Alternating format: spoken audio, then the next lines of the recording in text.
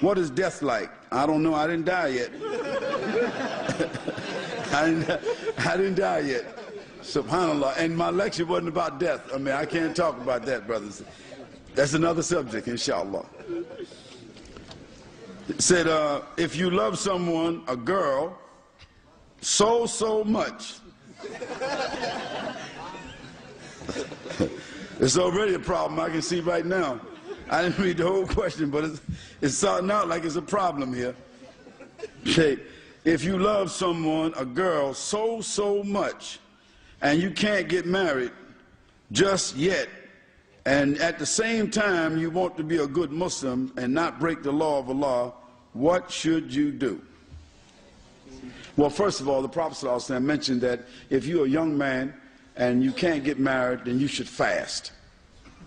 The other thing is, you shouldn't be around that person who you love so much. That's like being in the kitchen with a chocolate cake that you love so much. And your mother and father, they leave and go to work and leave that cake on the table that you love so much. You know? And you upstairs, and that cake is downstairs on the table that you love so much. And you come downstairs and you look at the cake so much.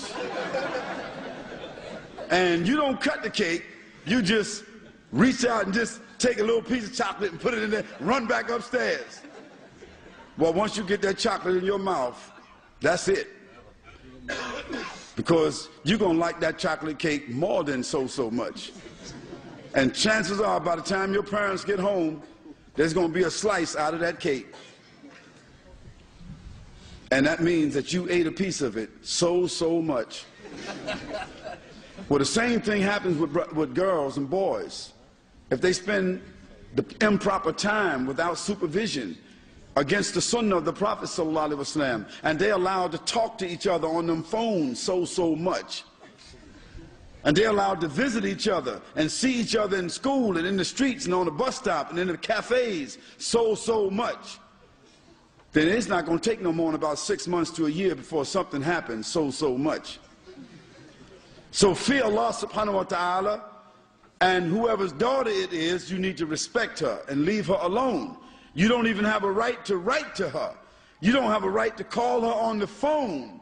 You don't have a right to do anything more than what one of the companions of the Prophet ﷺ did. Maybe you might could stand down the street when she comes and hide behind a tree and just look at her.